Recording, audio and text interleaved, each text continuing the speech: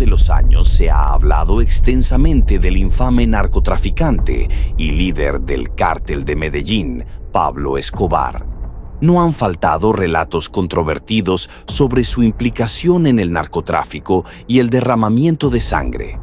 Su ansia de fama y poder son bien conocidas, pero lo que muchas personas ignoran sobre el capo es que tenía una obsesión secreta, una obsesión que condujo a la trágica muerte de 49 adolescentes. En el video de hoy, hablaré sobre el trágico destino de las 49 vírgenes utilizadas por Pablo Escobar. Antes de seguir con este apasionante video, no olvides suscribirte a nuestro canal si no quieres perderte ninguna novedad sobre el mundo del crimen. Continuamos. Nacido el 11 de diciembre de 1949 en Río Negro, Colombia, Pablo Emilio Escobar Gaviria era uno de 7 hermanos. Su padre tenía un pequeño negocio agrícola, mientras que su madre era docente, por lo que la familia contaba con escasos recursos para sobrevivir. Tras varios años viviendo en la más absoluta pobreza, Pablo se convirtió en un gángster y comenzó a cometer diversos delitos menores para ganarse la vida. En su juventud estuvo involucrado en una serie de delitos menores que incluían el robo de vehículos, el secuestro y la reventa de lápidas. Cabe mencionar que ya llevaba una vida delictiva antes de adentrarse en el tráfico de drogas. A mediados de los años 70, la industria de la cocaína en Colombia creció rápidamente debido a la cercanía del país a los principales productores de coca como Bolivia y Perú. Dado que la cocaína se obtiene de la síntesis de las hojas de coca, los capos colombianos aprovecharon esta proximidad.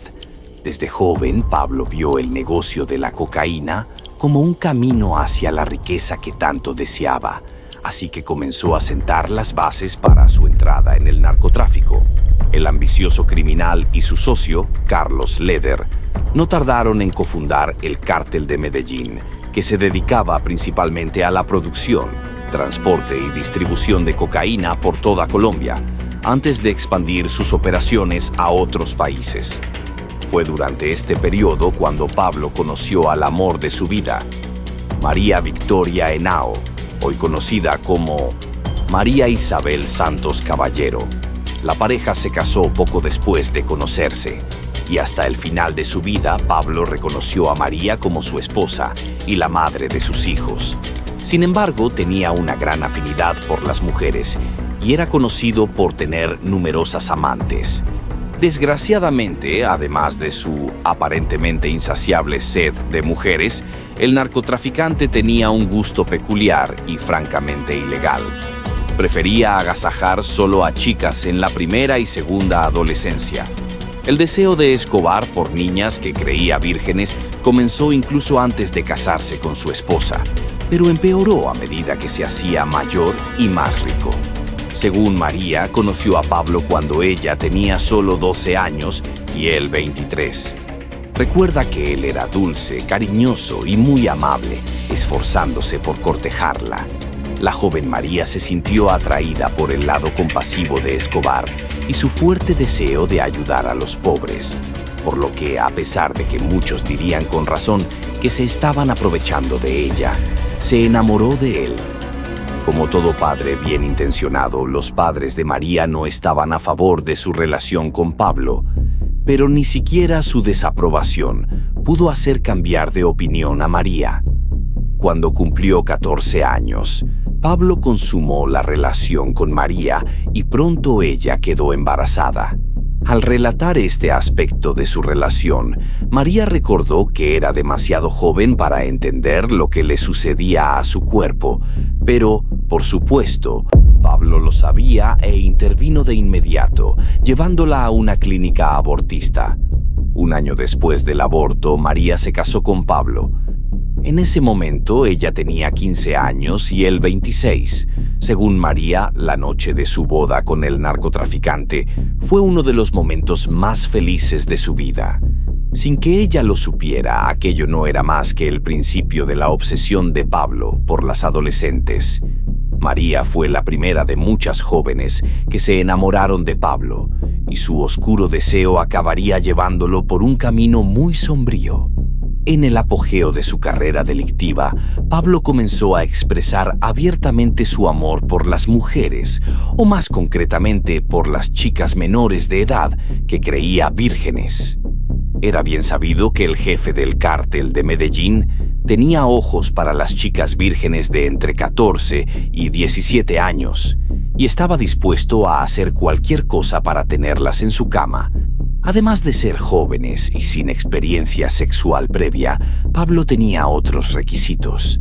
Debían ser menudas y delicadas, con piernas largas.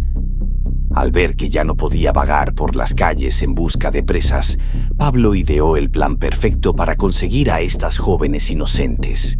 Creó un grupo de jóvenes apuestos y lo llamó Los Señuelos.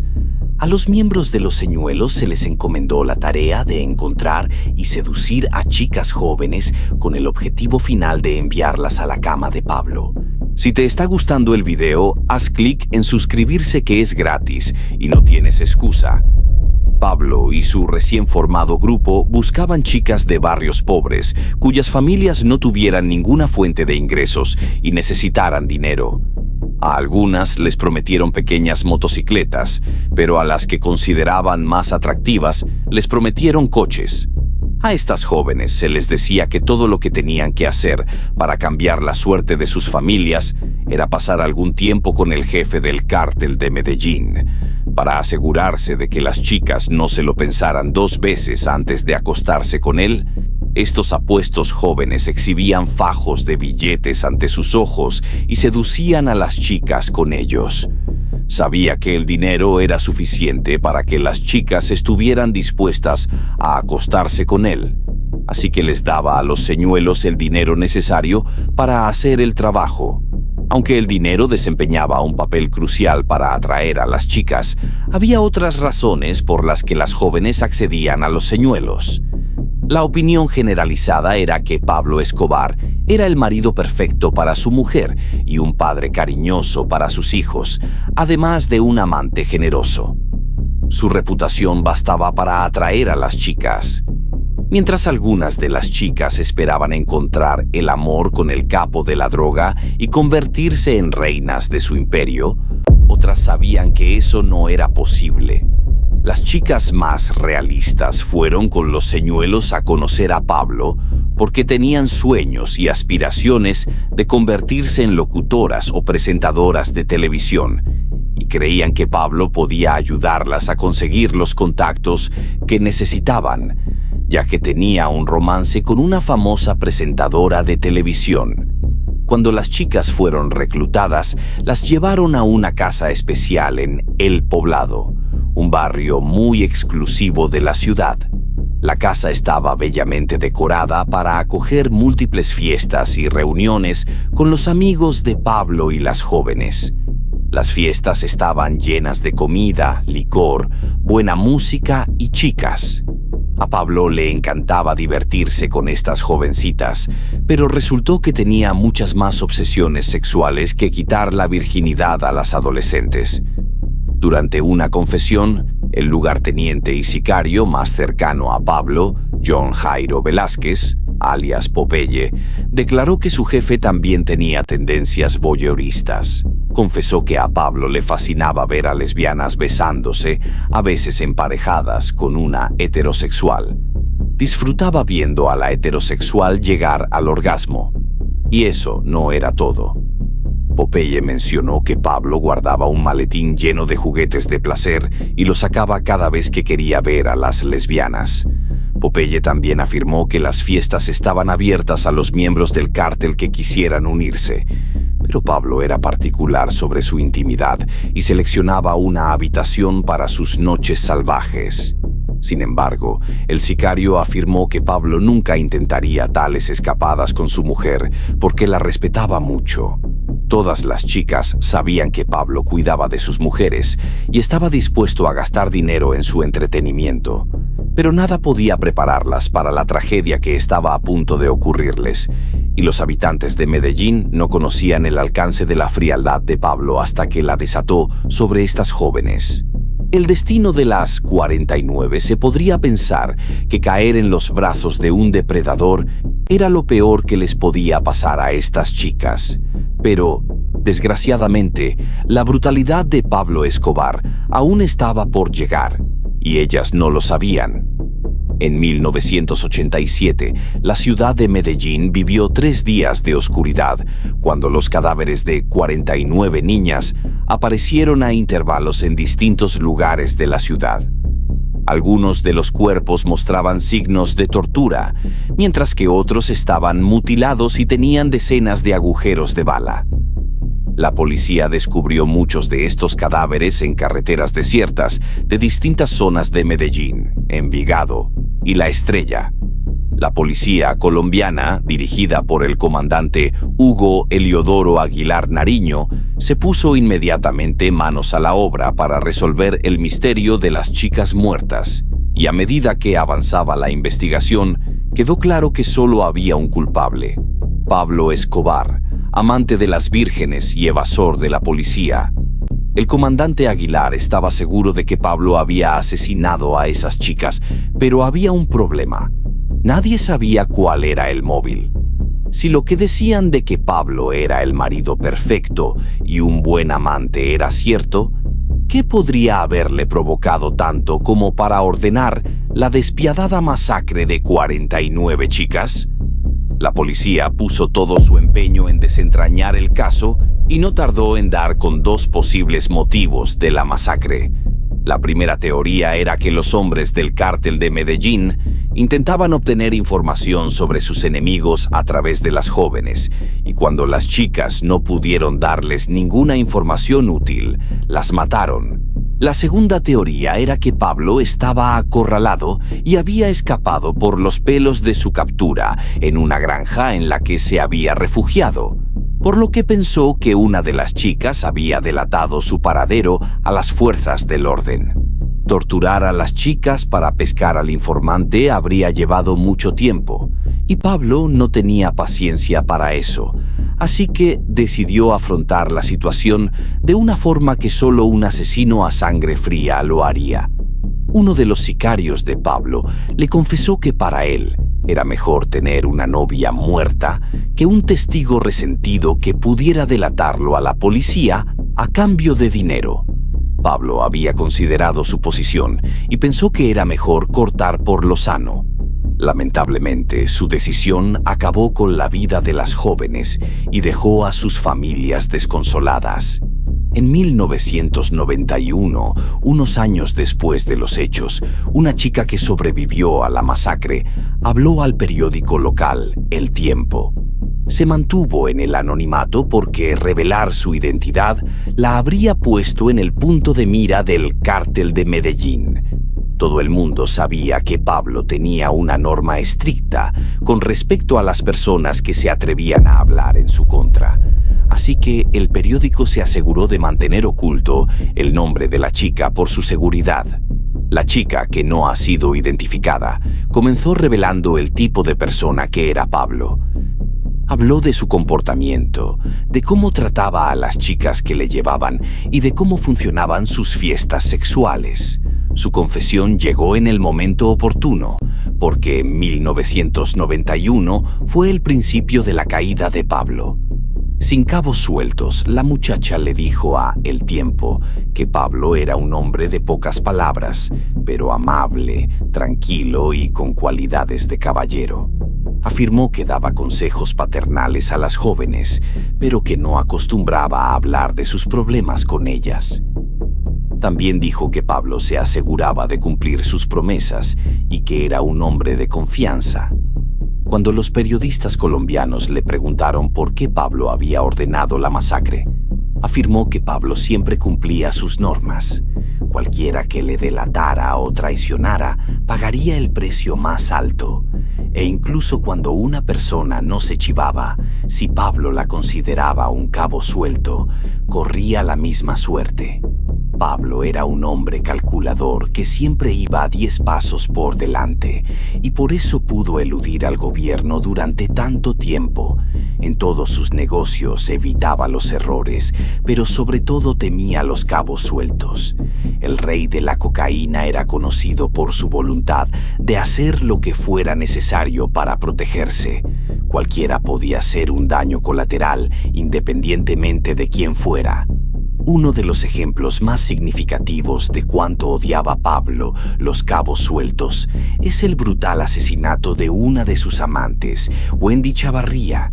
Wendy era una bella modelo que conoció y se enamoró del capo de la droga. Poco después de conocerse, ambos iniciaron una relación sentimental que duró 2 años, hasta que Wendy rompió la norma de Pablo de no quedar embarazada. Se había quedado embarazada y esperaba un hijo suyo. Todo el mundo sabía que Pablo tenía en alta estima a su mujer, y algunos creen incluso que era por respeto a ella, por lo que se oponía terminantemente a tener hijos con sus otras parejas. Sea cual sea su motivación, una cosa es cierta: Pablo se tomaba muy en serio su norma de no tener hijos. Cuando descubrió que estaba embarazada, Wendy empezó a alejarse de Pablo porque sabía que él no se tomaría bien la noticia. Por desgracia para ella, Pablo se enteró del embarazo cuando ella ya estaba de 5 meses. Como era de esperar, al capo de la droga no le hizo ninguna gracia la noticia, así que procedió a manejar la situación de la única forma que conocía: la violencia. Wendy ya estaba haciendo planes para huir a Estados Unidos, pero Pablo y sus hombres la detuvieron en seco. La modelo embarazada sabía que sus actos tendrían consecuencias si la pillaban, pero nada podía prepararla para lo que Pablo había planeado. Pablo envió a sus hombres con instrucciones de capturar a Wendy, sedarla y practicarle un aborto sin su permiso. Cuando Wendy despertó tras el ataque, estaba en un charco de sangre y un veterinario le había arrancado el bebé a la fuerza. Desolada, Wendy intentó escapar saltando por la ventana, pero los hombres de Pablo se lo impidieron. A diferencia de muchas personas que huirían al otro extremo del mundo tras una experiencia tan trágica, Wendy decidió quedarse y vengarse de Pablo. No tardó mucho en idear el plan perfecto para vengarse, que implicaba a uno de los lugartenientes más cercanos de Pablo, John Jairo Velázquez, alias Popeye. Wendy, una bella modelo, utilizó su encanto para enamorar a Popeye, esperando poder utilizarlo para obtener información sobre el paradero de Pablo y entregársela a la policía. El plan habría sido perfecto, pero cegada por su dolor, Wendy no tuvo en cuenta que Pablo era un criminal cuya mente funcionaba el doble de rápido que la suya. Comenzó una relación con Popeye, quien se enamoró de ella de verdad. Pablo se enteró de la incipiente relación entre los dos, pero sorprendentemente no tuvo ningún problema y le dio permiso a Popeye para salir con Wendy. Sin embargo, Pablo se aseguró de advertir a Popeye sobre ella. Sabía que algo olía mal, así que le dijo que tuviera mucho cuidado y que podría estar detrás de su dinero. A pesar de la advertencia de Pablo, los tortolitos disfrutaron de varios meses de felicidad, pero todo se vino abajo cuando las sospechas de Pablo le llevaron a pinchar en secreto el teléfono de Wendy. Descubrió que Wendy colaboraba con un grupo policial de élite creado específicamente para acabar con él. Wendy había hecho todo lo posible por localizarle para poder informar a las autoridades. En cuanto Pablo confirmó sus sospechas, llamó a Popeye y le ordenó que matara a su amante. Popeye admitiría más tarde que estaba tan enamorado de Wendy que no podía asesinarla él mismo. Pero era leal a Pablo y sabía que no tenía otra opción. Así que contrató a otros 5 asesinos para matarla. Popeye llamó a su novia por última vez y le pidió que se reuniera con él en un restaurante de la ciudad. Wendy, que ignoraba por completo que se metería en una trampa mortal, accedió a reunirse. Cuando llegó al restaurante, los sicarios contratados abrieron fuego contra ella y acabaron con su vida. Matar a 49 chicas, a un niño no nato y a una de sus amantes demostró que Pablo era lo suficientemente frío como para acabar con cualquiera que le sirviera de ayuda para su fin. Como ya he mencionado, 1991 fue un mal año para Pablo, porque finalmente fue detenido y encarcelado. Pero como era un hombre muy influyente, pudo arreglar las cosas a su favor. El gobierno colombiano había ejercido tanta presión sobre él que se cansó de huir y decidió negociar con el gobierno. Llegó a un acuerdo con el gobierno, aceptando dejar todas sus actividades delictivas y entregarse solo si el gobierno le daba una sentencia reducida y algún trato preferencial. Finalmente se entregó en junio de ese año, pero antes de hacerlo, se aseguró de que el gobierno no lo extraditara a Estados Unidos. Llevaba años luchando contra la ley de extradición y había cometido muchos delitos para obligar al gobierno a darle la razón. Formó una organización con varios narcotraficantes llamada Los Extraditables, cuyo objetivo era asegurarse de que el gobierno concediera la amnistía a los narcotraficantes y aceptara la cláusula de no extradición. La organización tenía un lema que decía: "Preferimos una tumba en Colombia a una cárcel en Estados Unidos". Durante años guerrearon con el gobierno, manipulando a la sociedad a su favor y anunciando sus objetivos en los periódicos. El gobierno rechazó sus deseos desde finales de los 80 hasta 1991, cuando la nueva Constitución colombiana prohibió la extradición de ciudadanos colombianos a Estados Unidos. Los esfuerzos de Pablo habían dado por fin sus frutos, así que aceptó entregarse, pero surgieron controversias en torno a la nueva Constitución. Se sospechaba que Pablo había manipulado a los miembros de la Asamblea Constituyente para que firmaran la nueva ley de extradición. Sea como fuere, el gobierno se sintió aliviado de que el capo estuviera, por fin, bajo custodia, y para cumplir su parte del acuerdo, autorizó a Pablo a construirse una lujosa prisión. La prisión se llamaba La Catedral, y no se parecía en nada a las cárceles normales, porque Pablo la construyó a la medida de su estilo de vida como narcotraficante. La muerte del señor de las drogas, aunque estaba entre rejas, no bastaba para coartar a Pablo. Tenía un telescopio gigante instalado en la catedral y le gustaba echar un vistazo a la ciudad y, sobre todo, a su hija. Cada vez que hablaba por teléfono con su familia, el telescopio era solo una pequeña parte del lujo que Pablo disfrutaba en prisión. También tenía un campo de fútbol, una casa de muñecas gigante, un bar, un jacuzzi, una cascada y una discoteca en la catedral.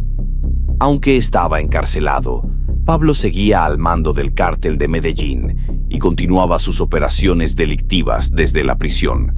Controlar el cártel era fácil porque tenía acceso a teléfonos, ordenadores y faxes. Peor aún, todos los guardias de la prisión eran elegidos por Pablo y eran sus empleados. Sin embargo, el gobierno no tardó en cambiar de opinión sobre el trato preferente dado a Pablo, porque utilizó la prisión como casa de tortura y asesinó allí a 2 miembros del cártel. Pablo pasó los siguientes 16 meses de su vida mirando por encima del hombro, porque todos los agentes de la ley le buscaban. Para intensificar aún más la búsqueda, la Policía Nacional Colombiana desplegó un grupo especial denominado Bloque de Búsqueda, cuyo único objetivo era encontrar a Pablo Escobar, vivo o muerto. Pablo hizo todo lo posible por permanecer oculto a la ley, pero no pudo hacer más. Se pusieron en marcha diferentes medidas para atraparlo y solo era cuestión de tiempo que cayera. Pablo celebró su 44 cumpleaños el 1 de diciembre de 1990 y el 2 de diciembre encontró su final. Aquella noche, el equipo colombiano de vigilancia electrónica interceptó una llamada telefónica que despertó sus sospechas. Más tarde confirmaron que la llamada había sido realizada por Pablo a su hijo, Juan Pablo. Con ayuda de la tecnología de triangulación por radio, el equipo pudo rastrear el teléfono de Pablo hasta su escondite en Los Olivos, Medellín. El bloque de búsqueda llegó al lugar tan rápido como pudo. Pablo estaba desprevenido y le fue imposible escabullirse como solía hacer. Estaba con su guardaespaldas, Álvaro de Jesús Agudelo, también conocido como El Limón. Cuando llegaron los agentes, intentaron por todos los medios huir, encaramándose a la azotea del edificio, pero sus acciones provocaron que la policía abriera fuego contra ellos. Pablo recibió múltiples balazos en la pierna, la zona del pecho y una bala dentro de la oreja derecha, y ese fue el fin de su reinado del terror en Medellín. La muerte de Pablo Escobar provocó una celebración jubilosa entre los miembros del bloque de búsqueda, ya que por fin habían liberado a Colombia de su criminal más buscado. Pablo Escobar, el amado criminal, habría esperado que los habitantes de Medellín se sintieran felices y aliviados al enterarse del fallecimiento de un famoso criminal que había aterrorizado a la ciudad y planeado varios atentados violentos. El capo fue enterrado el 3 de diciembre de 1993, al día siguiente de su muerte, y miles de personas acudieron al funeral para darle el último adiós. Las calles de Medellín estaban abarrotadas por más de 25,000 dolientes que creían que Pablo era un héroe. Muchas de las personas llevaban el rostro de Pablo en sus camisetas, mientras que otras portaban pancartas en las que anunciaban que era querido por el pueblo. Cuando el féretro salía de la funeraria hacia el cementerio, la gente en las calles se enzarzó en una lucha por alcanzarlo. La lucha por tocar el ataúd fue tan intensa que los policías colombianos presentes no pudieron hacer mucho para controlar a la multitud. Pablo Escobar fue enterrado en el cementerio Jardines Montesacro y la multitud siguió el féretro a pie hasta allí. La gente expresó su amor por el narcotraficante, alabando sus buenas obras. Hasta la fecha, los habitantes de Medellín siguen recordando los buenos tiempos en los que Pablo invertía su tiempo y su dinero en el desarrollo de los barrios pobres de la ciudad. Era un delincuente generoso que gastaba millones en arreglar carreteras en mal estado, construir escuelas y proporcionar a la gente los servicios básicos que el gobierno no podía ofrecerles. En un momento de su carrera, colaboró con el director de urbanismo para construir 5,000 viviendas para los pobres y los sin techo. Sus actos de filantropía le granjearon el respeto de la gente y el título de Robin Hood Paisa. Aunque era un asesino despiadado, la gente sabía que siempre estaba dispuesto a ayudar a los necesitados. Los que trabajaban en su laboratorio de cocaína declararon que siempre les pagaba bien para que pudieran tener la comodidad que deseaban.